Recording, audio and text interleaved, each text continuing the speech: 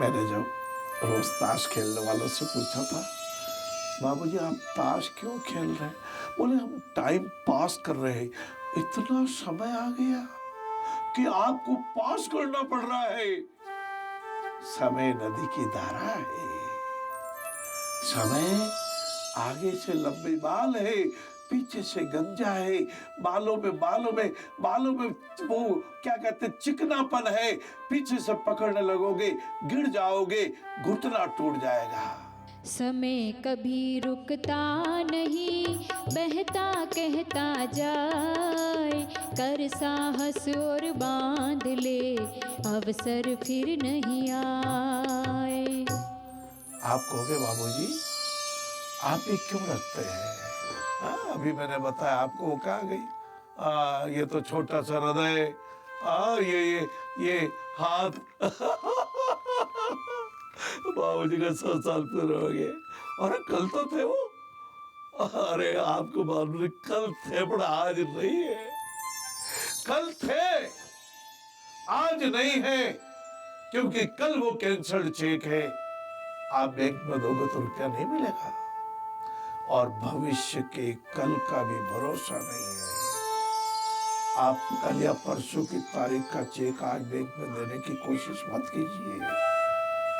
Bank के बाबूजी सबसे पहले तारीख देखेंगे, वो आपको लौटा देंगे।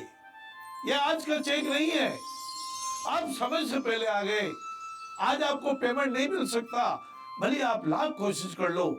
इस पे तारीख कल की पड़ी हुई है कि वो प्रोमिसरी नोट है, वो भविष्य है, वो काल चक्र का ऐसा भविष्य है।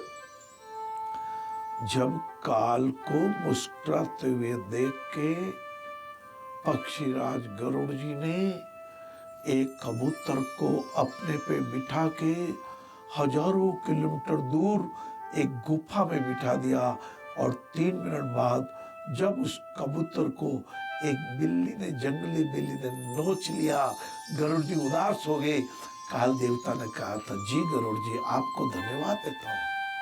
मैं इसलिए मुस्कुरा रहा था कि कुछ मिनटों बाद, कुछ समय बाद इसका मृत्यु तो वहां लिखी है जो बहुत दूर है, यहां कैसे? आप मेरे संवाहक बन गए, आप मेरी संवेदना बन गए, आप मेरा परिपथ बन गए, आप मेरे चालक बन गए, और आपने वहां उसको ले जाके बिठा दिया जहां उसकी मृत्यु लिखी थी।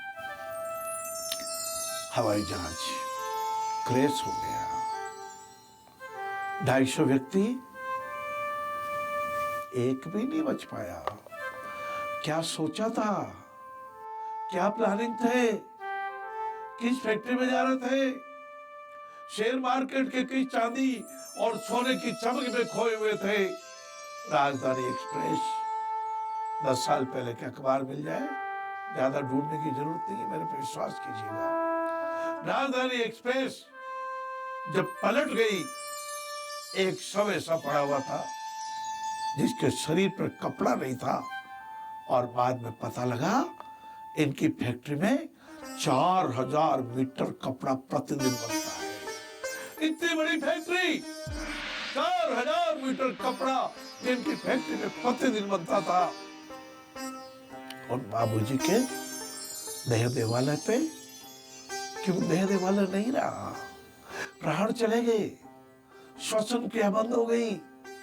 ये फेफड़े, ये हमारी नाक, ये हमारी नाक के बाल, ये नाक के नीचे हमारी श्वास नली, ये फाइबर की है, नमूना है, ताकि आप कहेंगे महाराज मेडिकल साइंस के स्टूडेंट को ये बताई जाती है। आज आप भी मेडिकल साइंस के हो जाइए। आपके मेरे लिए और मेडिकल कॉलेज के डॉक्टर बन रहे विद्यार्थियों के लिए अलग से नमूना नहीं है, यही नमूना है, इसी से बताया जाता है। एक तरफ भोजन नली 9 मीटर लंबी, जीभ के ठीक नीचे से ठेठ आंतों के नीचे तक। एक तरफ श्वास नली, शुभारंभ नाक से, दोनों नाक और उसके अंदर के बाल, ताकि जब ऑक्सीजन आप ग्रहण नहीं करते, ठाकुर जी ने जो देह देवालय बनाया है उसकी नाक ग्रहण करती है।